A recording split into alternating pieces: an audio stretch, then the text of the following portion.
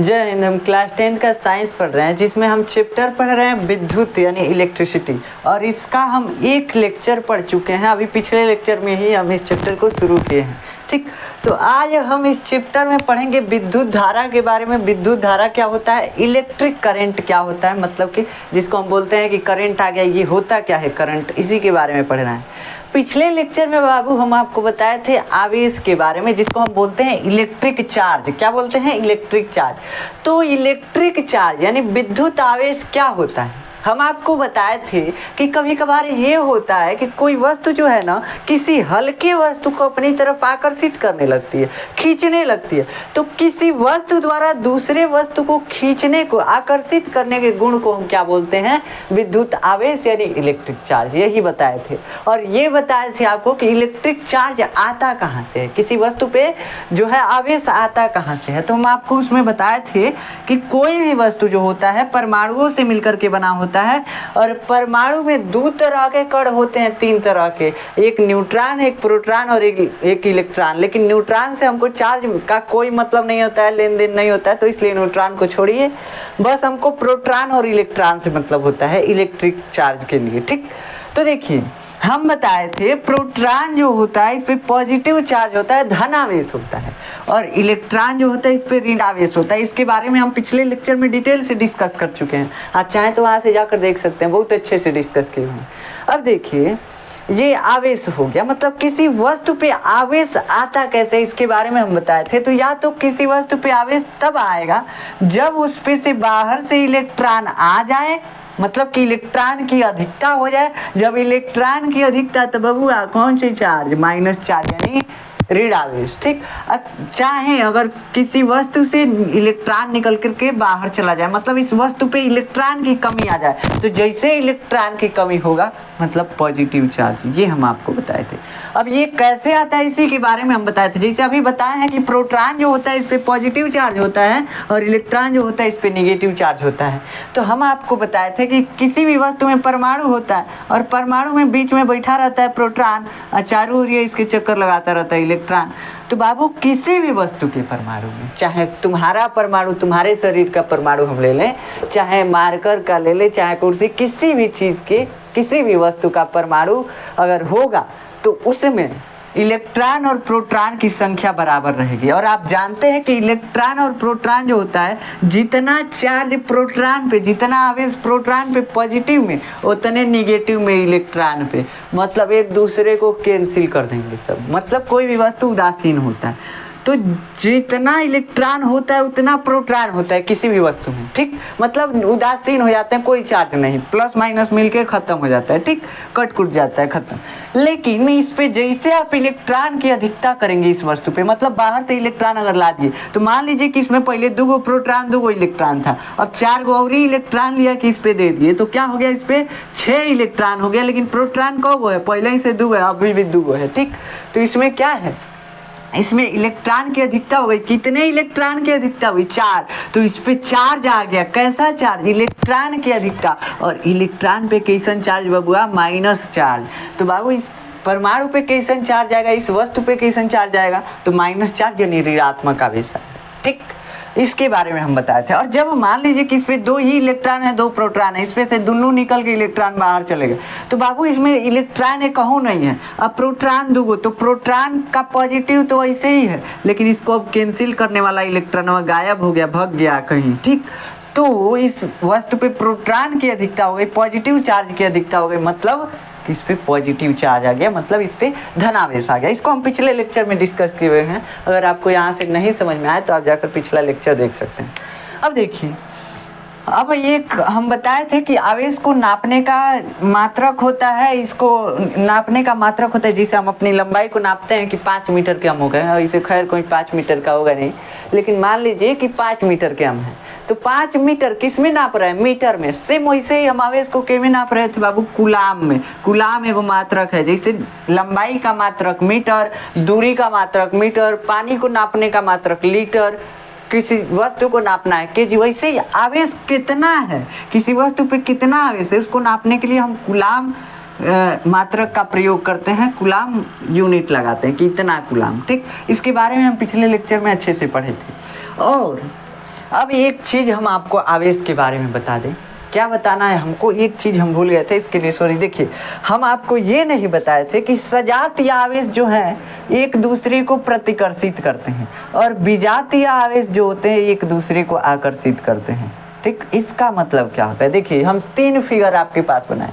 पहला, ये जो है प्लस है, ये भी प्लस है, तो प्लस प्लस दोनों एक ही टाइप के। अब मान लो कि आप हैं, आपके जीएफ हैं और उसका कोई और है, ठीक, एक्स वाला, तो आप उससे जलेंगे कि नहीं? उसको मतलब प्रतिकर्षित करेंगे, एकदम जेलिसी फील करेंगे। सेम वैसे यहाँ पे है, अगर दोनों एक ही जैसन तो प्रतिकर्षण होगा, मतलब जेलसी फील करेंगे सब और दोनों एक दूसरे से दूर जाने का कोशिश करेंगे, दोनों एक दूसरे को धक्का देंगे, सब एक दूसरे से दुश्मनी करेंगे सब। ठीक, इतना समझ में आया।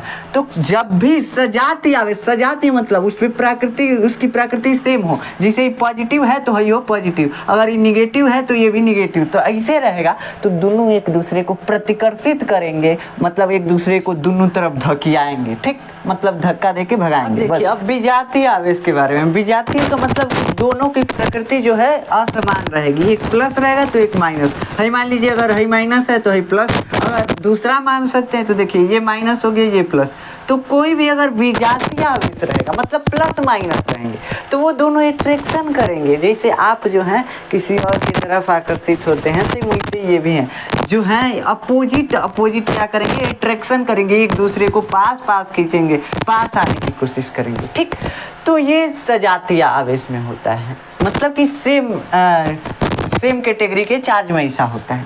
तो ये हो गया आवेशों के बारे में, जिसको हम पिछले लेक्चर में बताना भूल गए थे। अब देखिए, अब हम समझते हैं विद्युत धारा के बारे में, फिर समझेंगे विद्युत परिपथ के बारे में कि विद्युत परिपथ क्या होता है। देखो, विद्युत धारा यानी जिसको हम बोलते हैं करंट, जैसे बोलते हैं कि करंट आ गया हमारे घर इलेक्ट्रिसिटी आ गई, ये क्या होता है?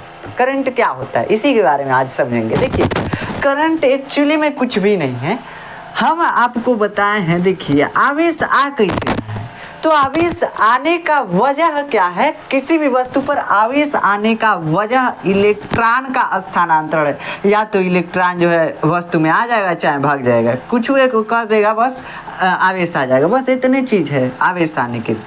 अब आवेशित होने के लिए इलेक्ट्रॉन ही विस्थापित हो रहा है इधर से उधर, प्रोटॉन बबुआ नहीं। काहे से कि प्रोटॉन जो होता है नाभिक में होता है, और यही जो है इस पदार्थ का जो परमाणु है बनाए रखता है। प्रोटॉन की संख्या जहाँ बदली तो ये पदार्थ बदल जाएगा, दूसरे चीज में रूपांतरित हो जाएगा। ठीक, जैसे अगर हाइड्रोजन है, हाइड्रोजन में एगो प्रोटॉन होता है, अगर इसी परमाणु में गोरी कहीं से मान लीजिए कहूँगा अगर प्रोटॉन ढकेल के गोरी भर दें, अगर 2 प्रोटॉन कर दे तो हीलियम बन जाएगा। ठीक, तो दिक्कत आ जाएगा। तो हीलियम नहीं मतलब H2 एक हाइड्रोजन का आइसोटोप्स बन जाएगा। अगर उसमें न्यूट्रॉन की भी संख्या अधिक हो गई, मतलब हीलियम के बराबर हो गई, तो हीलियम बन जाएगा, मतलब परमाणु का रूपांतरण हो जाएगा किसी अन्य वस्तु के परमाणु में। ठीक, तो परमाणु को हम नहीं इधर उधर कर सकते हैं, किसी भी वस्तु के परमाणु को हम इधर उधर मतलब प्रोटॉन को इधर उधर नहीं कर सकते हैं। काहे से कि वो प्रोटॉन जो है परमाणु की अवस्था बनाए रखता है। ठीक, तो उसके मूल कण को हम नहीं इधर उधर कर सकते हैं। इलेक्ट्रॉन जो है इसको इधर उधर खसका सकते हैं, कोनो दिक्कत नहीं आएगी। तो देखो, आवेश इसी की वजह से आ रहे हैं। तो ये करंट क्या होता है, यानी इलेक्ट्रिसिटी क्या होता है? करंट जिसको हम बोलते हैं विद्युत धारा, ये क्या होता है? विद्युत धारा ये कुछ नहीं है। जब इलेक्ट्रॉन जो है ना दौड़ने लगे, इलेक्ट्रॉन जो है दौड़ने लगे, गति करने लगे, तो उसी को हम बोलते हैं करंट। क्या बोलते हैं बाबू? करंट। अब बस इसी में इतना ही, ये मेन टॉपिक जो है इतना ही है, लेकिन आपको लंबा सा परिभाषा दिख रहा होगा।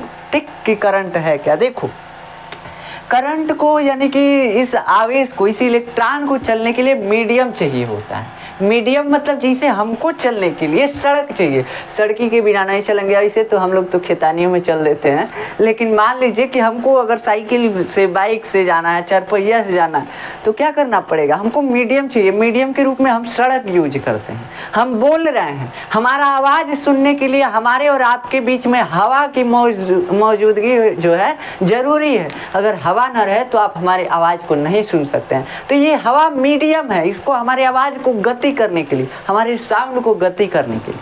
ठीक, सेम वैसे ही करंट को यानी कि विद्युत धारा को गति करने के लिए मीडियम की आवश्यकता होती है, जिसको हम चालक बोलते हैं, तार बोलते हैं। तार आपके घरों में लगा होगा, तो वही मीडियम का काम करता है इलेक्ट्रिसिटी को फ्लो कराने के लिए, बहाने के लिए। ठीक, तो इलेक्ट्रिसिटी यानी देखिए करंट है क्या, करंट क्या है एक्चुअली में, मेन रूप से करंट देखा जाए तो क्या है, तो किसी भी चालक में, किसी भी तार में जब इलेक्ट्रॉन दौड़ने लगे ना, तो उसी को हम बोलते हैं, देखिए इलेक्ट्रॉन पगला के भागने लगेगा तो उसी को बोलेंगे करंट। क्या बोलेंगे? करंट यानी कि विद्युत धारा। ठीक, तो बस इतना ही समझिए आप कि जब इलेक्ट्रॉन दौड़ने लगे किसी भी चीज में, मतलब कि धारा फ्लो होने लगेगी, धारा भी बहने लगेगी, करंट का निर्माण हो जाएगा। तो आज से आप इलेक्ट्रिसिटी का निर्माण कीजिए, बस इलेक्ट्रॉन को दौड़ा दीजिए। अभी आदमी तो है नहीं कि मार के दौड़ाएंगे, मतलब इसके लिए कुछ करना पड़ता है। इसको हम पढ़ेंगे उसके फैराडे के विद्युत चुंबकीय प्रेरण के नियम में, उसमें हम पढ़ेंगे। देखिए तो एक्चुअली में विद्युत धारा क्या है? विद्युत धारा जो है इलेक्ट्रॉन की गति को हम विद्युत धारा बोलते हैं। इलेक्ट्रॉन जब गति करने लगता है, आवेश जब गति करने लगता है, तो उसी को विद्युत धारा बोलते हैं। आवेश काहे हम बोले, यहाँ पे आवेश काहे बोले बाबू? देखो आवेश इसलिए बोले काहे कि आवेश उत्पन्न करने का कारण इलेक्ट्रॉन ठीक, इलेक्ट्रॉन इधर उधर होता है तो आवेश उत्पन्न होता है। तो आवेश मेनली यही है। ठीक, तो आवेश की गति को हम विद्युत धारा बोलते हैं। क्या बोलते हैं? आवेश की गति को हम विद्युत धारा बोलते हैं। जब आवेश गति करने लगता है तो उसी को विद्युत धारा बोलते हैं, करंट बोलते हैं। ठीक, इलेक्ट्रिक करंट बोलते हैं। अब देखो यहाँ पे जो परिभाषा लिखा हुआ है इसको हम समझते हैं, ये क्या कह रहा है। अब ये कह रहा है, ये परिभाषा कर रहा है किसी चालक के अनुप्रस्थ काट के क्षेत्रफल से प्रति एकांक समय में गुजरने वाले आवेश की मात्रा को विद्युत धारा कहते हैं। इसे आई से दर्शाते हैं। इसका क्या मतलब हुआ? इसका मतलब ये कह रहा है, देखिए एक तार है, तो अब मान लो बाबू, मान लो आप, क्या इस तार में इलेक्ट्रॉन दौड़ रहा है, आवेश दौड़ रहा है, यहाँ से दौड़ना शुरू किया, आप इसके साथवे दौड़ोगे तो ये बुझाएगा कि चल रहा है इलेक्ट्रॉन, नहीं। कहा से कि आप इसके साथ में चल रहे हो। अब मान लो ट्रेन के साथ साथ आप दौड़ रहे हो, जितना तेज ट्रेन दौड़ रही है उतना तेज आप दौड़ रहे हो, तो बुझाएगा कि वो चल रहा है, नहीं। ऐसे ही सेम यहाँ पे, तो हमको अगर पता करना है कि इलेक्ट्रॉन गति कर रहा है, तो हमको कहीं एक जगह खड़ा होना पड़ेगा, एक बिंदु पे देखना पड़ेगा कि हाँ इस बिंदु से इलेक्ट्रॉन यहाँ से यहाँ टकस गया कि नहीं, मतलब यहाँ से यहाँ गति करके चला गया कि नहीं। ठीक, उसका अवस्था बदल गया कि नहीं, मतलब कि पोजीशन बदल गया कि नहीं, पोजीशन बदल गया कि नहीं। ठीक, इसको हम देखेंगे तब हमको पता चलेगा। तो बाबू ये वो बिंदु पे देख रहे हैं, कहाँ देख रहे हैं? तो ये वो बिंदु से कि इलेक्ट्रॉन इस बिंदु को पार कर लिया, हिल गया कि नहीं, देख रहे हैं ना। तो इसी को यहाँ पे ये बोल रहा है। तो इलेक्ट्रॉन एक्चुअली में क्या है? आवेश है। क्या है? आवेश है, यानी कि इलेक्ट्रिक चार्ज है। ठीक, अब इस चार्ज को हम देख रहे हैं कि इस बिंदु के आगे चला गया कि नहीं, इस बिंदु को पार कर लिया कि नहीं, हिल गया कि नहीं इस बिंदु को। ठीक, अब इस बिंदु को हम तार में कैसे देखते हैं? तो है देखो बाबू, ये तार जो है इतना मोटा है, यही अनुप्रस्थ काट का क्षेत्रफल कहलाता है। यही जो है देखो, मान लो ये तार है, अगर तो इस तार को काट देंगे तो जो इसका क्षेत्रफल आगे का दिख रहा है, मुँह थुथुर इसका दिख रहा है ना, तो यही कहलाएगा क्या? अनुप्रस्थ काट का क्षेत्रफल। अनुप्रस्थ काट ऐसे बोलते हैं, अनुप्रस्थ काट मतलब बेड़िया काट देंगे इसको, तो अनुप्रस्थ काट का क्षेत्रफल, जो चीज काटे हैं उसका क्षेत्रफल।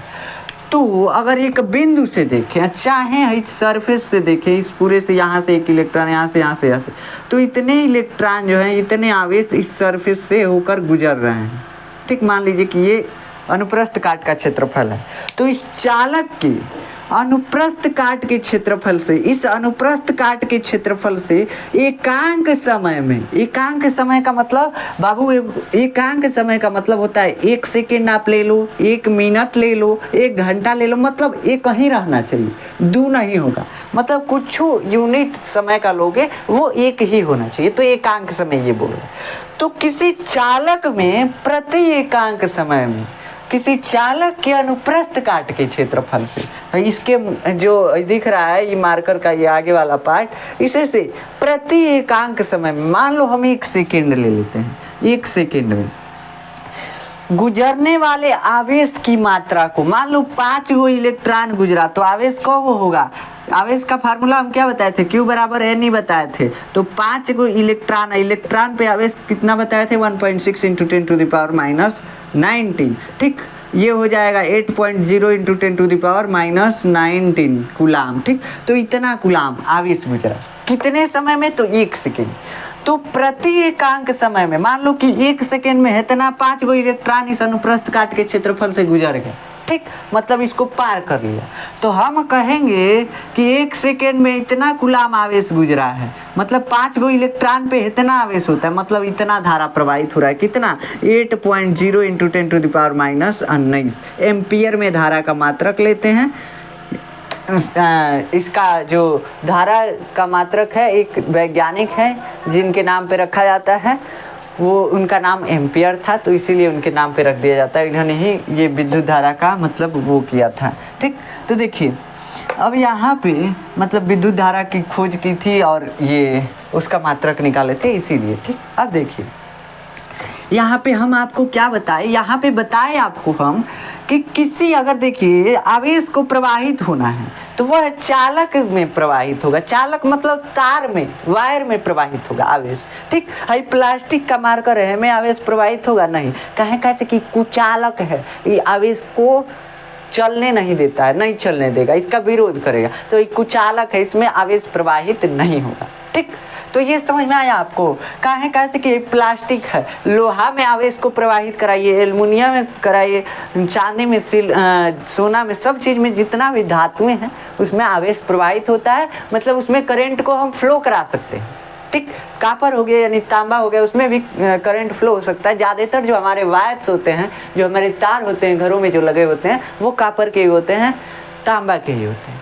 तो तांबा का मान लीजिए ये तार है और इस तार में हम काट के तरवा देख रहे हैं, इतना मोटा तार है, इस मतलब सरफेस से, इस सरफेस से देखिए, इससे 1 सेकेंड में या एकांक समय में कितना कूलाम आवेश गुजर रहा है, उसी को हम बोल रहे हैं यही विद्युत धारा है। मान लीजिए 5 कूलाम आवेश गुजर गया, कितना कूलाम, इस क्षेत्रफल से होकर के 5 कूलाम आवेश 1 सेकेंड में गुजर गया, तो कहेंगे कि इस चालक तार में बहने वाली धारा 5 एम्पियर है, यानी कि 5 एम्पियर धारा हो गया। 5 एम्पियर का मतलब क्या होगा, देखो जैसे हम बताए हैं अभी कि जैसे हम कूलाम लेते हैं आवेश का मात्रक, कि आवेश को कूलाम में नापेंगे, लंबाई को मीटर में नापेंगे, ऐसे ही धारा को कौंची में नापेंगे, तो धारा को एम्पियर में नापते हैं। अभी इसका मात्रक हम डिराइव करते हैं, देखिएगा। ठीक, तो आपको समझ में आया इसका मतलब, किसी चालक के अनुप्रस्थ काट है, मतलब जौन सी काटे हैं, तार को काटे हैं, उसका जो मोटैया प्राप्त हुआ है उसी से, तो उस चालक के अनुप्रस्थ काट के क्षेत्रफल से प्रति एकांक समय में गुजरने वाले आवेश की मात्रा, मतलब 1 सेकेंड में या 1 मिनट में कितना आवेश गुजर रहा है, उसी को हम बोलते हैं प्रति एकांक समय। मतलब कि एक सेकेंड या 1 मिनट या 1 घंटा ले सकते हैं। ठीक, तो प्रति एकांक समय में गुजरने वाले आवेश की मात्रा को हम क्या बोलते हैं, धारा बोलते हैं, विद्युत धारा बोलते हैं। और इससे आई से दर्शाते हैं। आई से दर्शाने का मतलब, अब मान लो कि हम लिखने लगे विद्युत धारा, विद्युत धारा। ठीक, अब इतना लंबा लिखने के जगह पे बस आई ना लिख दें, तो इस शॉर्ट फॉर्म लिखने का, जहाँ पे आई लिखा होगा मतलब विद्युत धारा वहाँ पे लिखा गया है। ठीक, तो इसके लिए दर्शाने के लिए, मतलब सिंप्लीफाई करने के लिए हम आई का यूज कर लेते हैं। जहाँ विद्युत धारा लिखना होगा वहाँ पे आई बस लिख देंगे और समझ जाएंगे कि हाँ ये विद्युत धारा है।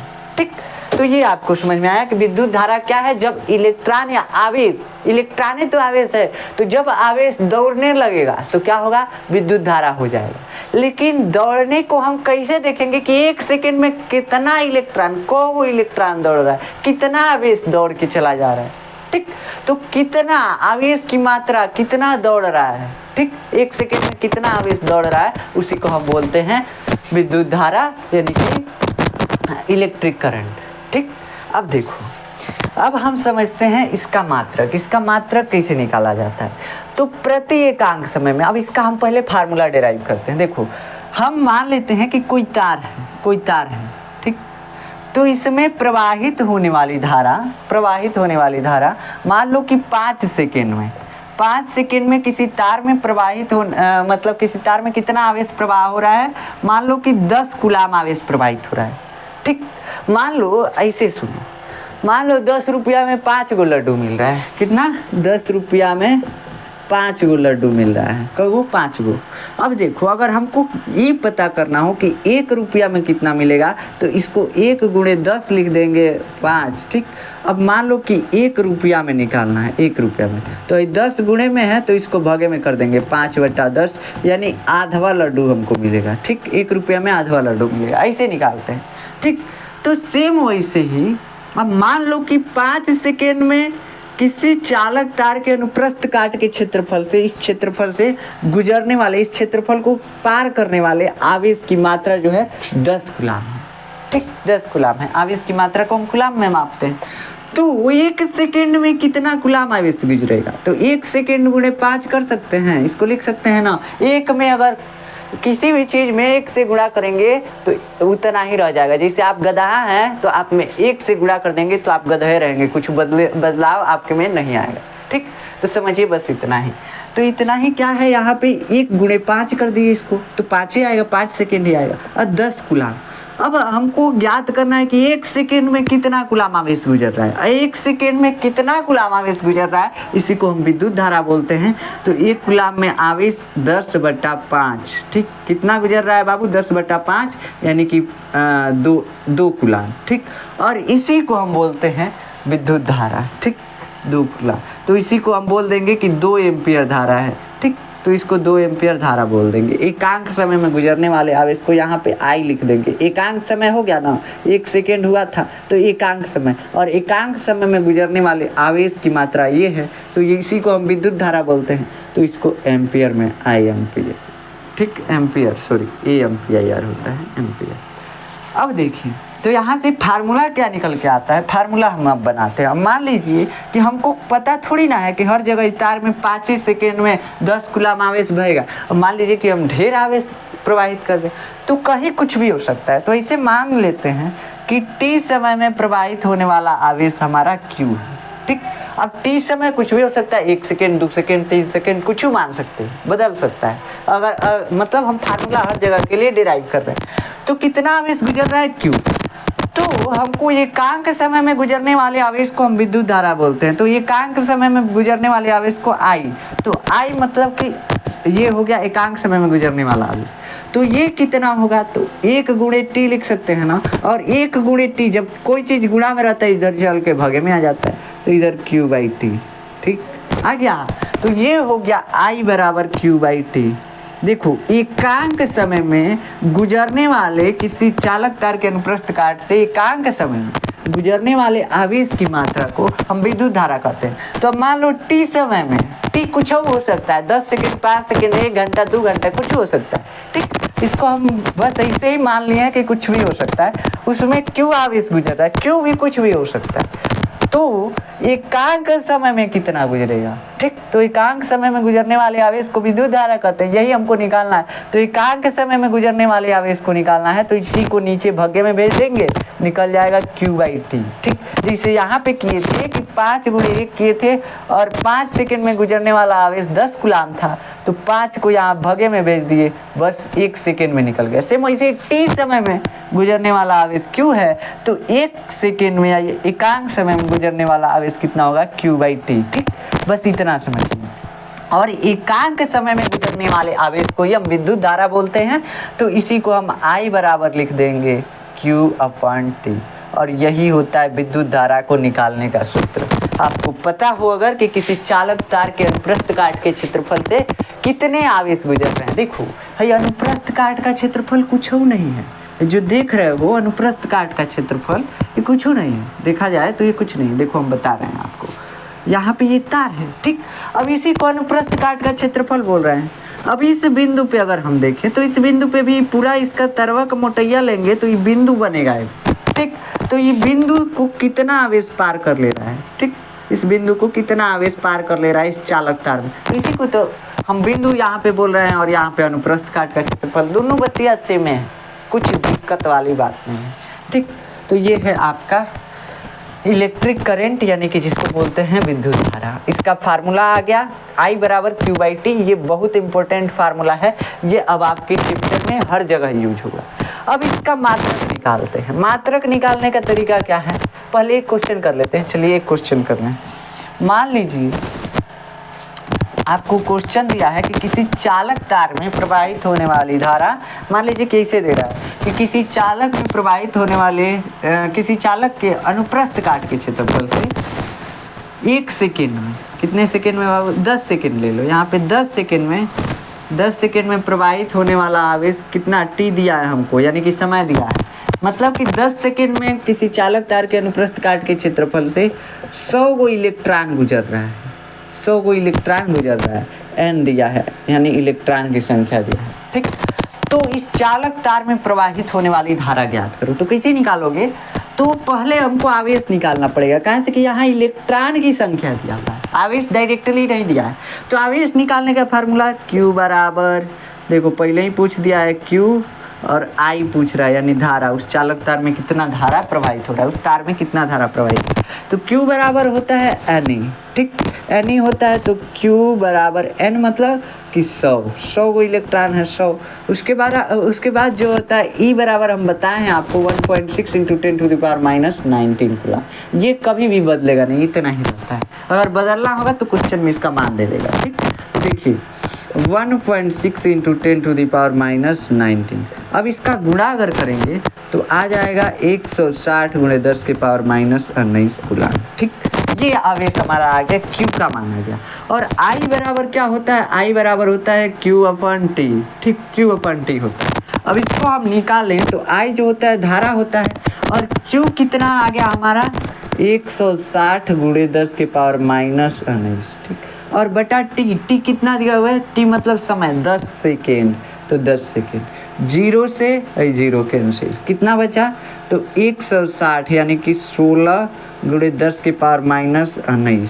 कितना हुआ, 16 × 10⁻⁻19। अब इसको ऐसे लिख सकते हैं 1.6 × 10⁻⁻19। देखो जब भी पॉइंट को इधर लाएंगे, सॉरी 18, यहाँ पे 18 हो जाएगा, जब भी पॉइंट को इधर लाएंगे तो इसमें पावर में 1 जोड़ दिया जाता है, और जब भी पॉइंट को पीछे ले जाएंगे तो पावर में से 1 घटा दिया जाता है। तो बाबू 19 में 1 जोड़ोगे तो क्या होगा, प्लस माइनस माइनस 18 ही ना बचेगा।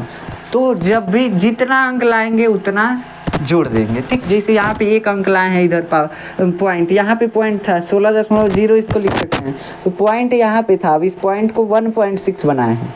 ठीक, तो 1.6 बनाने के लिए इस पॉइंट को उठा के यहाँ रखें, 1 अंक बाद रखें, तो इस पावर में 1 जोड़ देंगे, 1 मतलब जोड़ देंगे। अगर 2 अंक बाद लाए होते तो 2 जोड़ देते। तो ये आ गया आपका धारा, जिसको एम्पियर में मापते हैं। अब हम इसका मात्रक डिराइव करते हैं। देखिए मात्रक क्या होता है, ये लेक्चर हो सकता है थोड़ा लंबा हो। देखिए अब हम मात्रक इसका निकालते हैं। मात्रक इसका क्या होगा, आप जानते हैं कि I बराबर होता है Q/T, यानी कि आवेश बटा समय। तो I का मात्रक होगा Q का मात्रक, Q का मात्रक मतलब इसका क्या मात्रक है, बटा T का मात्रक, T का मात्रक। ठीक, अब देखो Q का मात्रक हम क्या बताएं, Q को किस में मापते हैं, तो कूलाम में, और समय को किस में मापते हैं, तो एसआई पद्धति में। इंटरनेशनल सिस्टम में एक सिस्टम बनाया गया, इंटरनेशनल मतलब कि हर जगह पूरा विश्व में इसी चीज़ में इसको नापा जाएगा। जैसे हम समय को यहाँ पे मिनट में माप देते हैं, तो समय को मिनट में नहीं मापा जाएगा इंटरनेशनल सिस्टम में, पूरे वर्ल्ड में अलग अलग यूनिट में मापा जाता है। जैसे हम केजी में माप देते हैं, तो वैसे हर जगह केजी में नहीं मापा जाएगा। एक इंटरनेशनल लेवल पे उसका यूनिट बनाया गया होता है कि पूरा हर देश, विश्व का हर एक देश एक ही इसी यूनिट में मापेगा। तो ये साइड सिस्टम मतलब इंटरनेशनल सिस्टम, मतलब पूरा विश्व जो है इसी को मानेगा। तो पूरा विश्व में समय का मात्रक माना जाता है सेकेंड, तो सेकेंड। ठीक, इसलिए सेकेंड रखती। तो कूलाम प्रति सेकेंड क्या आ गया बाबू, आई यानी धारा का मात्रक आता है क्या, कूलाम प्रति सेकेंड। तो धारा का मात्रक यहाँ पे लिख लेना, धारा का मात्रक क्या होता है, धारा का मात्रक कूलाम प्रति सेकेंड। और इसी कूलाम प्रति सेकेंड को हम आसान भाषा में लिखने के लिए एम्पियर लिख देते हैं। ठीक, इस वैज्ञानिक के नाम पे इसका नाम रख देते हैं, तो एम्पियर लिख दिए यहाँ पे। तो ये हो गया। अब एम्पियर को हम शॉर्ट फॉर्म में एएमपी लिख सकते हैं, बस इतना, ए भी लिख दिया जाता है। ठीक, ए से एम्पियर को दर्शा दिया जाता है, तो इसे घबराने की बात नहीं है, ए से बस एम्पियर को दर्शाया जाता है। तो ये आ गया आपका विद्युत धारा का मात्रक। आशा है कि आपको समझ में आया होगा। अब चलिए अब हम समझते हैं 1 एम्पियर की परिभाषा क्या होती है। 1 एम्पियर की परिभाषा क्या होती है? तो बाबू देखो, 1 एम्पियर की परिभाषा कुछ नहीं है, पूछेगा एग्जाम में। देखिए 1 एम्पियर की परिभाषा जो है ना, ये बहुत इंपॉर्टेंट है, इस पे इंपॉर्टेंट लगा लीजिएगा, ये पूछेगा जरूर एग्जाम में आपके। हम 100% आपको गारंटी देते हैं, किसी ना किसी पेपर में पूछ देगा, किसी ना किसी मॉडल में। देखिए यहाँ पे 1 एम्पियर की परिभाषा, 1 एम्पियर की परिभाषा बहुत सिंपल है। क्या है? बहुत ही सिंपल है, कुछ नहीं है। देखो अगर हमको 1 एम्पियर लाना है, Q बराबर क्या होता है? Q बराबर I बराबर क्या होता है? Q/T। ठीक, Q/T मतलब धारा बराबर आवेश बटा समय। अगर हमको 1 एम्पियर की परिभाषा निकालना है तो इसी फार्मूले से निकल के आता है 1 एम्पियर की परिभाषा। 1 एम्पियर धारा कब होगा? धारा का मान 1 एम्पियर कब होगा? जब Q बराबर 1 कूलाम होगा और समय बराबर 1 सेकेंड होगा। ठीक, क्या होगा? धारा का देखो 1/1 कितना आ जाएगा? 1 कूलाम प्रति सेकेंड, और इसी 1 कूलाम प्रति सेकेंड को हम एम्पियर लिख देते हैं। तो I यानी धारा का मान 1 एम्पियर कब आता है? तो धारा का मान 1 एम्पियर तब आएगा जब आवेश का मान 1 कूलाम हो और समय का मान 1 सेकेंड हो। मतलब इसका क्या हुआ? मतलब इसका ये हुआ कि 1 सेकेंड में जब 1 कूलाम आवेश प्रवाहित होता है तो उसी को हम बोलते हैं 1 एम्पियर। ठीक, तो यहीं से परिभाषा बन के आता है। परिभाषा क्या बन के आएगा कि किसी चालक तार के अनुप्रस्थ काट के क्षेत्रफल से, चालक में बस ऐसे लिख दीजिए, किसी चालक में 1 सेकेंड में यदि 1 सेकेंड में 1 कूलाम आवेश प्रवाहित होता है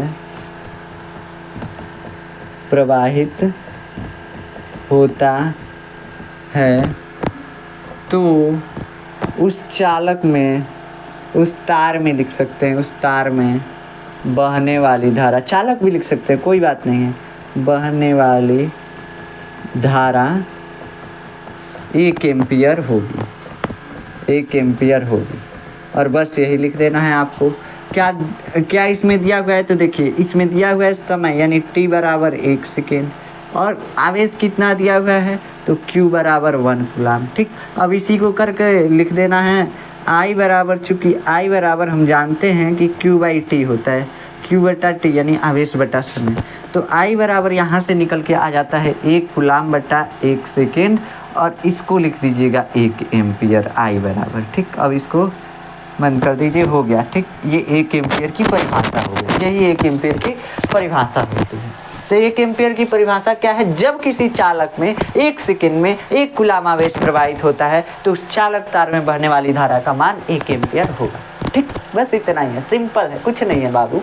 बस क्वेश्चन में को उलाट के दे दिया, इसमें बना दिया है, क्वेश्चन को बना दिया है। ठीक, तो यही 1 एम्पियर की परिभाषा होती है। ठीक, अब विद्युत धारा को मापने का यंत्र क्या होता है? अब मान लीजिए कि हम ऐसे तार लेके देखेंगे नहीं ना कितना कूलाम आवेश प्रवाहित हो रहा है, कितना सेकंड लग रहा है, कितना समय लग रहा है, तो इसको नापने का एगो यंत्र बनाया गया है। जैसे कि हम अपनी लंबाई को मापने के लिए इंची टेप का यूज करते हैं, स्केल का यूज करते हैं, फीट का यूज करते हैं। जैसे दूध नापना है तो एगो पौआ होता है, पावर का पौआ होता है, एगो 1 लीटर का होता है, एगो आधा लीटर का होता है, बर्तन होता है, तो उसका यूज करते हैं। ठीक वैसे ही अगर हमको धारा नापना हो तो क्या करेंगे? तो धारा नापने के लिए एक यंत्र आता है जिसको हम बोलते हैं अमीटर। क्या बोलते हैं? अमीटर। अभी कैसा होता है तो देखो, ये घड़ी के जैसा होता है, बीचवा में वो सुई लगा होगा, यहाँ से ऐसे खांचा बना होता है, इस पर लिखा होता है 10 एम्पियर, 5 एम्पियर, 12 एम्पियर, 15 एम्पियर, ऐसे लिखा होता है, एगो कांटा लगा होता है। जैसे आप इसमें से तार लगाएंगे, ये क्या होगा? तार जैसे लगाएंगे इसमें ये कांटा जो है वहाँ पे चला जाएगा जितना इसमें धारा बह रहा है। मतलब इस परिपथ में जितना धारा बह रहा है, अभी परिपथ हम बता रहे हैं, इस तार में जितना धारा बह रहा है उतना ही पे चला जाएगा। मतलब कि इस तार में बहने वाली धारा का मान ये बता देगा। तो मान लीजिए कि 10 एम्पियर बह रहा है तो 10 वाले बिंदु पे चला जाएगा और 10 एम्पियर बता देगा। मतलब घड़ी के टाइप का होता है। तो इसी को अमीटर बोलते हैं। क्या बोलते हैं? एमीटर बोलते हैं। और एमीटर को हम हमेशा श्रेणी क्रम में किसी भी परिपथ में संयोजित करते हैं। अब ये श्रेणी क्रम क्या है, इसी के बारे में समझना है। देखिए श्रेणी क्रम क्या है? हमारे घरों में सभी इंस्ट्रूमेंट जो है समांतर क्रम में लगे होते हैं। समांतर क्रम का मतलब कि देखिए, अगर ये मेन सप्लाई आ रही है तो इसी मेन सप्लाई में से दूगो बल्ब का निकल गया तार, ठीक, इसी मेन सप्लाई में से दूगो पंखा का तार निकल गया, इसी मेन सप्लाई में से दूगो मोटर का तार निकल गया। ये है समांतर क्रम, मतलब कि सीधा दोनों तार ला करके जोड़ रहे हैं। लेकिन श्रेणी क्रम क्या होगा? तो श्रेणी क्रम के लिए मान लीजिए पंखा है, बल्ब है, मोटर है हमारा, ठीक, इसका एक तार इसमें जोड़ दीजिए, एक तार इसमें जोड़ दीजिए, और एक मेन इस मान लीजिए कि इस बल्ब में जोड़ दिया और एक मेन पंखा में, ठीक। अब देखो ये क्या हो गया? ये श्रेणी क्रम हो गया। जब एक का पहला सिरा दूसरे के पहले सिरे से, देखो पहला, जब किसी यंत्र का एक सिरा दूसरा सिरा दूसरे के पहले से जुड़ा हो, दूसरा का ही पहला सिरा है, दूसरा सिरा है, पहला सिरा है, दूसरा सिरा, देखो जब किसी यंत्र का दूसरा सिरा दूसरे यंत्र के पहले सिरे से, इसके पहले सिरे से है दूसरा सिरा इसका जुड़ा हो तो उसको बोलते हैं श्रेणी क्रम संयोजन। हम इसको प्रतिरोध वाले में डिटेल से पढ़ेंगे। तो बस ऐसे ही अमीटर को संयोजित किया जाता है किसी परिपथ में। मतलब देखो, इसका मतलब ये हुआ कि अगर यहाँ पे बल्ब एक लगा हुआ है तो इस बल्ब को निकालेंगे ना, इस बल्ब का एक तार इस अमीटर में लगा देंगे और इसको इसे अमीटर का दूसरा जो पोल है वहाँ से ले जाके इसको बैटरी से कनेक्ट कर देंगे, और एक बल्ब का तार बैटरी से, तो एक अमीटर का तार आया हुआ है सीधा बैटरी में और एक बल्ब का, तो ये क्या हो गया? श्रेणी क्रम, ठीक। तो श्रेणी क्रम में यही होता है। बस आपको प्रतिरोध वाले में समझ में आएगा श्रेणी क्रम संयोजन क्या होता है। बस आप यहाँ पे याद रखिएगा कि धारा को मापने के लिए अमीटर का यूज किया जाता है, जिसको हम श्रेणी क्रम में संयोजित करते हैं। बस इतना ही आपको याद रखना है, ठीक। और यह एक अदिश राशि है। अदिश राशि का मतलब धारा क्या है? अदिश राशि। अब धारा जो है अदिश राशि कैसे होती है? देखिए हम आपको बताते हैं।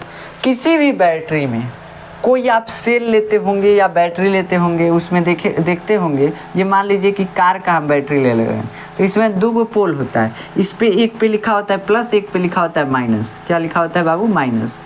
तो किसी भी बैटरी में प्रवाहित होने वाली धारा की दिशा होती है प्लस से माइनस। क्या होती है? प्लस से माइनस। लेकिन ये प्लस से माइनस लिया कैसे जाता है? तो देखो हम बताए हैं कि किसी भी चालक में प्रवाहित होने वाली धारा कैसे बनती है, तो इलेक्ट्रॉन के दौड़ने से। जब इलेक्ट्रॉन इधर दौड़ेगा तो धारा प्रवाहित होगी। लेकिन यहाँ पे देखो, इलेक्ट्रॉन के दौड़ने की दिशा में हम धारा को कभी नहीं लेते हैं। क्या कहे? इलेक्ट्रॉन के दौड़ने की दिशा में हम धारा को कभी नहीं लेते हैं। हम धारा को उस दिशा में लेते हैं जिस दिशा में इलेक्ट्रॉन गति नहीं कर रहा था। मतलब इलेक्ट्रॉन के गति के विपरीत दिशा में। अगर इलेक्ट्रॉन है नहीं दौड़ रहा है तो धारा इधर बह रहा है, ठीक। ये समझिए, उल्टा दिशा में, मतलब कि इलेक्ट्रॉन के प्रवाह के विपरीत दिशा में इसको लिया जाता है। क्या लिया जाता है? इसको मतलब कि धारा के दिशा को लिया जाता है। अब इसको बोल दिया जाता है कभी कभी कि प्लस, यानी कि धनायन के प्रवाह की दिशा में क्या लिया जाता है? विद्युत धारा को लिया जाता है। ये इलेक्ट्रॉन की गति के विपरीत दिशा को हम धनायन की दिशा कहते हैं। धनायन के प्रवाह की दिशा।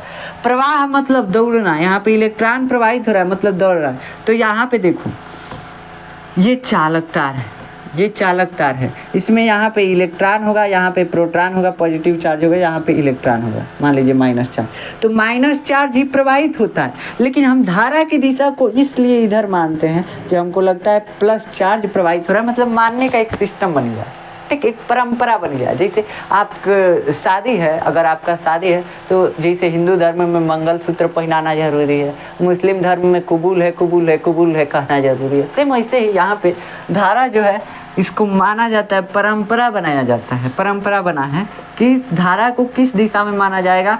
माइनस चार्ज जिस दिशा में प्रवाहित हो रहा होगा उसके ठीक विपरीत दिशा में, ठीक उल्टा, ठीक। तो इसको बोलते हैं कभी कभार कि प्लस चार्ज के प्रवाह के विपरीत दिशा में धारा प्रवाहित होती है। सॉरी, प्लस चार्ज के प्रवाह के दिशा में धारा प्रवाहित होती है।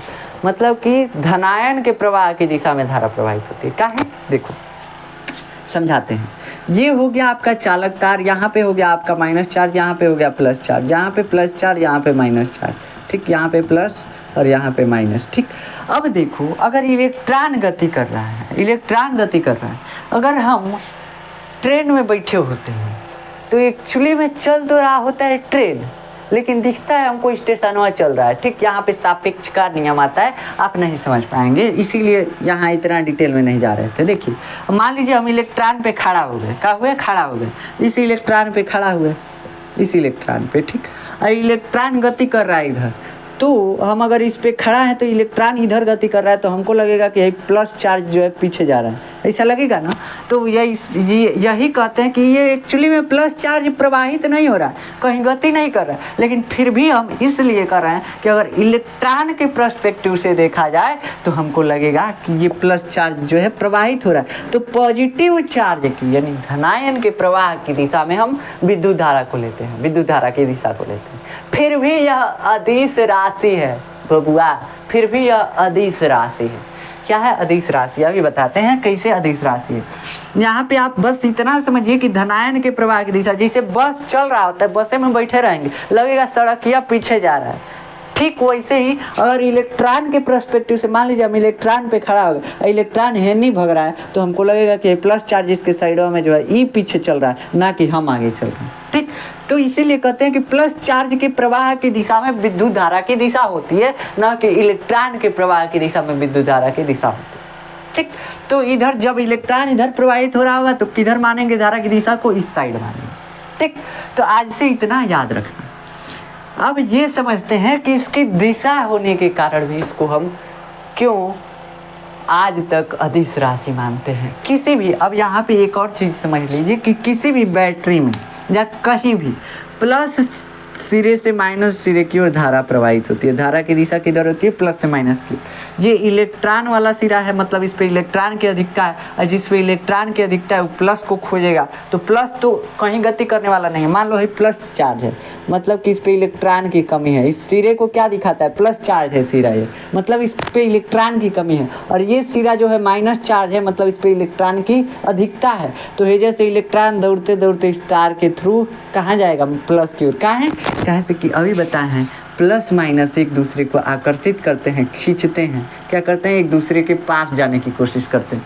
तो यहाँ पे इलेक्ट्रॉन की अधिकता है, इसलिए इस पे माइनस चार्ज आया हुआ है, मतलब कि ऋण आवेश आया हुआ है। तो यह प्लस की ओर भगने का कोशिश करेगा, तार से जोड़ेंगे प्लस की ओर भग जाएगा। लेकिन देखो इलेक्ट्रॉन है नहीं भग रहा है, लेकिन हम धारा की दिशा किधर ले रहे हैं, प्लस से माइनस की ओर। ठीक, इलेक्ट्रॉन के बहने की विपरीत दिशा में ले रहे हैं।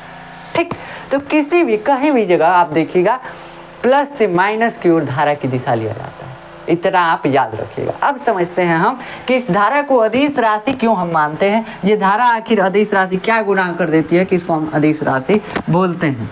ठीक, तो देखो ये धारा गुना ये करती है कि इसकी दिशा तो होती है।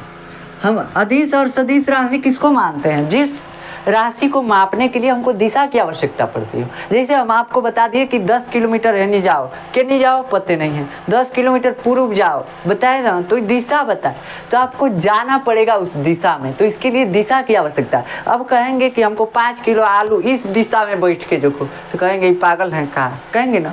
तो काहे कैसे कि जोखने का कोनो दिशा नहीं है, हम कैसे भी जोक सकते हैं 5 किलो आलू, चाहे उत्तर बैठ के चाहे दक्षिण बैठ के कहीं जोक सकते हैं, दिशा की जरूरत नहीं। ठीक, तो इसी सेम यहाँ पे है, यहाँ पे धारा की दिशा तो है, हमको मालूम है कि धारा प्लस से माइनस दिशा की ओर हमेशा बहता है, लेकिन दिशा होने के बावजूद ये अदिश राशि है। क्या है, अदिश राशि है। क्यों अदिश राशि है, तो देखिए किसी भी सदिश राशि का ये मतलब उसका प्रॉपर्टीज होता है, गुण होता है, लक्षण होता है कि जब भी वो विपरीत दिशा में जाएगा, जब भी वो विपरीत दिशा में जाएगा एक दूसरे को कैंसिल कर देगा। क्या करेगा, कैंसिल कर देगा। ठीक, लेकिन ये धारा में नहीं होता है। जैसे अगर हम हमारे ऊपर यानी से इधर से फोर्स लगाओ, यानी से फोर्स लगाओ, कौन हमारे पे फोर्स नहीं लगेगा। काहे, कैसे कि दोनों बराबर लग रहा है। अगर दोनों ओर से बराबर हमारे पे फोर्स लग रहा है तो ये दोनों फोर्स कैंसिल हो जाएगा। दोनों ओर से अगर हमको हेनी से ढकेल रहे हो हेनी से, तो कौन हम पे फर्क नहीं पड़ेगा, हम ये में खड़े रहेंगे, वो बात अलग है, पचक जाएंगे। लेकिन मान लो कि यहाँ पे हम खड़े रहेंगे, हमारे पोजीशन पे कोई अंतर नहीं पड़ेगा, मतलब कोई हम पे बल का असर नहीं पड़ेगा। अगर हम निर्जीव रहते, खूब टाइट रहते तो पचका पाते आप नहीं। काहे से कि इस पे बल लग रहा है, लेकिन दोनों बल कैंसिल हो जा रहा है। काहे कैंसिल हो रहा है कि दोनों ओर से एक कहीं बराबर बल लग रहा है। ठीक, इसलिए कैंसिल हो जा रहा है। दोनों ओर से एक ही बराबर धक्का दिया जा रहा है, इसलिए कैंसिल हो रहा है। तो सदिश राशि की यह गुण होता है, यह लक्षण होता है किसी भी सदिश राशि का। अब मान लीजिए कि आप क्या किए, हम चलने को ले रहे हैं, तो आप ये बिंदु से चले और यहाँ तक चले, ठीक, इस दिशा में चले। अब फिर इसी बिंदु से चल करके विपरीत दिशा में अगर आ जाएंगे तो इसी बिंदु पे पहुंच जाएंगे, और क्या हो जाएगा, आपका कुल विस्थापन कितना दूर चले, तो कुछ दूर नहीं, जहाँ से चले थे वह हैं, तो आपका जो विस्थापन है वो 0 हो जाएगा। मतलब कि 0 हो जाता है जब भी कोई सदिश राशि एक दूसरे के अपोजिट दिशा में काम करता है, तो वो 0 हो जाता है अगर परिमाण में समान हो। मतलब कि 10 किलोमीटर चले इधर, 10 किलोमीटर है नहीं, मतलब 10 किलोमीटर चले दोनों दिशा में, ठीक। अगर हम पे फोर्स लगा रहे हैं तो हेनी से 10 न्यूटन, हेनी से 10 न्यूटन, ये नहीं कि हेनी से 11, हेनी से 10, तो 11 वाला ढकेल के हेनी लेते चला जाएगा, समझ रहे हैं। तो इसलिए मतलब कि दोनों का परिमाण समान होना चाहिए। तो ये होता है सदिश राशियों के गुण। क्या गुण होते हैं कि अगर दोनों का परिमाण समान है, दोनों ओर से मतलब कि उस राशि का परिमाण समान है और वो विपरीत दिशा में कार्य कर रहे हैं, तो उनका जो पूरा परिणाम ही है, मतलब उनका परिणाम कुछ नहीं होगा, 0 हो जाएगा। अगर हमको दोनों ओर से ढकेल रहे हैं 10 न्यूटन के फोर्स से, तो हम यूँ खड़े रहेंगे, इसका परिणाम कुछ नहीं आएगा, हम यहीं पे खड़े रह जाएंगे, ठीक। कहें से कि दोनों ओर से 10 न्यूटन का फोर्स विपरीत दिशा में, ठीक। तो ऐसे ही धारा है। अब धारा क्या होता है, धारा प्लस से माइनस की ओर, प्लस से माइनस की हुआ ना। अब मान लो कि यहाँ से धारा आ रहा है और यहाँ से धारा आ रहा है, कितना 10 एम्पियर, 10 एम्पियर का धारा इधर से इधर की ओर आ रहा है और 10 एम्पियर का धारा इधर से इधर की ओर बह रहा है, मान लेते हैं। अब जैसे ही जाता है इधर, तो इन दोनों को देखो अपोजिट दिशा में है सब, लेकिन कैंसिल हो जाना चाहिए, कैंसिल हो जाना चाहिए। लेकिन देखो अगर हम यहाँ से इसे तार जोड़ दें तो क्या हो जाएगा, इस तार में जो प्रवाहित धारा होगी वो 20 एम्पियर हो जाएगी, न कि 0 होगा। काहे से कि दोनों धारा जुड़ जाता है, लेकिन जुड़ना नहीं चाहिए। सदिश राशि में क्या होता है कि अगर आप इधर से 10 न्यूटन, अब मान लो कि कोई ईंट यहाँ पे रखा हुआ है, 10 न्यूटन के फोर्स से इधर से ढकेल रहा है, इधर से 10 न्यूटन के फोर्स से ढकेल रहा है, तो पूरा जो कुल फोर्स होगा F minus F is equal to 0 हो जाएगा। मतलब कि इसका कुल परिमाण जो है, कुल मतलब रिजल्टेंट जो आएगा वो 0 हो जाएगा, इसका कुछ परिणाम नहीं आएगा, कुछ इसका असर नहीं पड़ेगा इस ईंट पे। तो इस ऐसे ही यहाँ पे धारा के साथ होना चाहिए कि दोनों अगर आ रहा है तो दोनों एक दूसरे से कैंसिल हो जाना चाहिए, लेकिन कैंसिल नहीं होता है बल्कि ये जुड़ जाता है, और इसीलिए धारा को हम अदिश मानते हैं। कैसे कि ये सदिश के नियमों का पालन नहीं करता, तो जो नियम का पालन नहीं करेगा उसको बाहर कर दिया जाएगा। जो भी देखते होंगे समाज के रीति रिवाजों का पालन नहीं करता है उसको समाज से बाहर कर दिया जाता है। सेम वैसे ही धारा के साथ होता है। धारा जो है सदिश राशि के नियमों का पालन नहीं करता है, इसलिए इसको सदिश राशि से बाहर कर दिया जाता है। अब ऐसे ही अगर देखिए, अगर यहाँ पे हम इधर से 20 एम्पियर का धारा देना, तो इधर क्या करना चाहिए, इधर विपरीत दिशा में इधर धारा जा रहा है 10 एम्पियर, इधर धारा जा रहा है 10 एम्पियर। और जानते हैं कि विपरीत दिशा में जब भी कुछ होगा तो 0 हो जाना चाहिए। जैसे मान लीजिए कि वो रस्सी है, 10 न्यूटन के फोर्स से इधर खींच रहे हैं, 10 न्यूटन के फोर्स से इधर खींच रहे हैं, इस रस्सी पे कोनो असर नहीं पड़ेगा, ठीक। मतलब कुल 0 हो जाएगा। इधर F और इधर F 10 न्यूटन है तो 10 माइनस 10 0 हो जाएगा, इस रस्सी पे कोई असर नहीं पड़ेगा। लेकिन यहाँ पे धारा को देख रहे हैं कि यहाँ पे 20 न्यूटन अगर हम 20 एम्पियर अगर हम धारा दे रहे हैं, तो यहाँ पे 10 एम्पियर और इधर 10 एम्पियर बट जा रहा है, न कि 0 हो रहा है। तो ये धारा जो है सदिश नियम का पालन नहीं करता है, इसलिए इसको हम अदिश राशि मानते हैं, ठीक।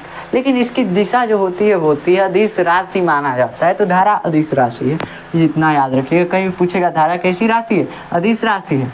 अब पूछेगा कहेंगे कि दिशा कैसी होती है, तो प्लस से माइनस की होगी, ठीक। तो दिशा भी होती है फिर भी अदिश है। तो ये एक फैक्ट है धारा के संदर्भ में। अब चलिए हम समझते हैं विद्युत परिपथ क्या होता है। विद्युत परिपथ दूसरा टॉपिक आज हम कंप्लीट ही कर दें।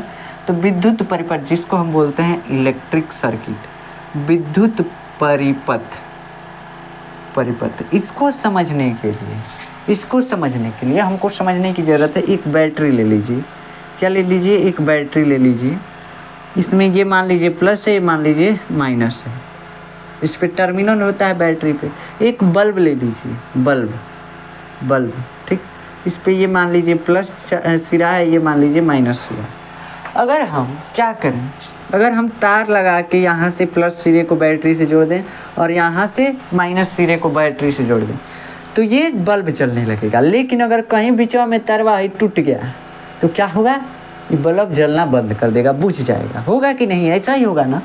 तो देखो, जब तक ये परिपथ पूरी तरह से क्लोज नहीं हो, इसी को हम परिपथ बोलते हैं। ये जो तार है, ये पथ है जो धारा का, देखो प्लस से माइनस की ओर धारा बहता है। मतलब देखो यहाँ से प्लस टर्मिनल से जा रहा है, घूम घाम के बल्ब में से घूम घाम के माइनस वाले तार से बैटरी में फिर से एंटर कर जा रहा है। तो इसकी जो दिशा हो गई प्लस से माइनस की ओर, घूम घाम के आ गया माइनस की ओर, ठीक आ गया ना। तो धारा इसे बह रहा है। लेकिन अगर बीचों में इसका रास्ता तोड़ दें, हम खत्म कर दें, रास्ता ही ना बनाए, तो क्या होगा, ये धारा प्रवाहित नहीं होगा, बल्ब बुझ जाएगा। तो हम परिपथ किसको बोलते हैं, परिपथ कब पूर्ण होता है, तो पूर्ण कब होगा, जब इसमें सतत प्रवाह होगा धारा का। और सतत प्रवाह कब होगा, जब ये परिपथ पूरा क्लोज रहेगा। तो बाबू परिपथ किसको बोलते हैं, धारा का ऐसा पथ जिसमें सतत धारा का प्रवाह हो। मतलब कि देखिए, ये हो गया आपका बल्ब, यहाँ पे हम बल्ब को जोड़ देते हैं, और ये हो गया आपका यहाँ पे बैटरी का सिंबल ऐसे दिया जाता है, छोटे वाले को माइनस और बड़े वाले को प्लस। ऐसे लकीर खींच देंगे, बड़का एगो लकीर एगो छोटकी को माइनस, बड़का को प्लस, ऐसे बनाया जाता है, ठीक। तो ऐसे धारा बह रही है। जब यहाँ से तार तोड़ देंगे तो ये धारा नहीं बहेगी। मान लीजिए हम यहाँ पे बैटरी लगा देते हैं, आप कन्फ्यूज आ जाएंगे, आप झूठो मुठो का कन्फ्यूज आएंगे। इसे बैटरी से हम जोड़ देते हैं, जिसमें इधर प्लस है इधर माइनस है। अब इधर से धारा इसे बह रहा है, बल्ब जल रहा है। लेकिन जैसे हम इस सर्किट को इनकम्प्लीट किए तो ये क्या हो गया, जैसे हम एक तार को तोड़ दिए तो ये सर्किट इनकम्प्लीट हो गया, और जिससे बल्ब जलना बंद कर दिया। तो हम विद्युत परिपथ किसको बोलते हैं, हम मतलब कि ऐसा बंद पथ जिसमें धारा का सतत प्रवाह होता है, परिपथ कहलाता है। मतलब कि बंद पथ, चालक तार का या किसी भी तार का ऐसा बंद पथ, धारा के प्रवाहित होने का ऐसा बंद पथ जिसमें धारा का सतत प्रवाह होता है। मतलब कि हरदम प्रवाहित होते रहे, ना कि कब रुक रुक के ऐसे नहीं। तो धारा का ऐसा पथ जिसमें ऐसा बंद पथ जिसमें धारा का प्रवाह सतत रूप से होता रहता है, मतलब हमेशा होता रहता है, उसको बोलते हैं विद्युत परिपथ। तो कब होगा, जब पूरा क्लोज होगा, पूरा मतलब कि क्लोज होगा, एकदम बंद सर्किट होगा, तब धारा का प्रवाह होगा, इसलिए इसको बोलते हैं क्लोज सर्किट। तो सर्किट क्या होता है, धारा के बंद तथा सतत प्रवाह वाले पथ को हम विद्युत परिपथ बोलते हैं। धारा के सतत मतलब कि हमेशा फ्लो होता रहे, हमेशा इसमें करंट बहता रहे, ऐसा पथ होना चाहिए। और बंद होना चाहिए। कैसा है, बंद है, देखो ये पूरा बंद है कि नहीं है। ऐसे अगर देखा जाए तो यहाँ से बैटरी में से बंद होता है, देखो कैसे होता है। आप कह रहे हो कि बीचों में टर्मिनल है, बीचों में खाली है, लेकिन ये टर्मिनल जो होता है अंदर से कनेक्टेड होता है बैटरी में से, ठीक। तो ये ऐसे बंद पथ होता है, पूरा क्लोज होता है। तो विद्युत धारा का ऐसा बंद पथ जिसमें विद्युत धारा का प्रवाह सतत रूप से होता है, उसको हम विद्युत परिपथ बोलते हैं, इलेक्ट्रिक सर्किट बोलते हैं इंग्लिश में। तो यही होता है इलेक्ट्रिक सर्किट। आशा है कि आपको आज का लेक्चर अच्छे से समझ में आया होगा। विद्युत परिपथ क्या है, विद्युत धारा क्या है, विद्युत धारा के लिए सूत्र कैसे निकालते हैं, विद्युत धारा का मात्रक कैसे निकालते हैं। अगर आपको कॉन्सेप्ट क्लियर है तो आप कुछ नहीं भूलेंगे। आपको है धारा का जो परिभाषा ये याद करने का ज़रूरत नहीं है, आपको धारा का जो फार्मूला है I/Q/T वो याद करने का ज़रूरत नहीं है, आप खुद ही डिराइव करके लिख देंगे। आपको मात्रक याद करने का ज़रूरत नहीं है, कूलाम प्रति सेकेंड को एम्पियर बोलते हैं, आप डिराइव करके लिख देंगे, ठीक। तो आपको बस कंसेप्ट क्लियर होना चाहिए। तो बाबू लिखने पे उतना ध्यान मत दो जितना समझने पे ध्यान दो, ठीक। तो सबसे ज़्यादा आपको ध्यान देना है समझने पे, लिखने पे उतना ध्यान नहीं देना है। आपको लिखना है, स्क्रीनशॉट ले लिया कीजिए, या हम नोट्स प्रोवाइड कर देते हैं, वहाँ से आप लिख लिया कीजिए। लेकिन हाँ, समझने के टाइम पे आप समझिए, तभी आपको समझ में आएगा और आप तभी लिख पाएंगे। अगर आप समझ जाएंगे ना तो आप बिना स्क्रीनशॉट का, बिना नोट्स का खुद ही लिख लेंगे, ठीक। तो आपको समझना ज़रूरी है पहले। तो आशा है कि आज का लेक्चर आपको समझ में आया होगा। अगर आपको इसका नोट्स चाहिए तो आप जानते हैं डिस्क्रिप्शन बॉक्स में आपको नोट्स का लिंक मिल जाएगा, PDF नोट्स का लिंक, आप जा करके वहाँ से डाउनलोड कर सकते हैं। तो मिलते हैं नेक्स्ट लेक्चर में, अगला टॉपिक पढ़ेंगे इस चैप्टर का, विद्युत विभव तथा विद्युत विभवांतर, इसके बारे में पढ़ेंगे। तो मिलते हैं नेक्स्ट लेक्चर में, तब तक के लिए जय हिंद।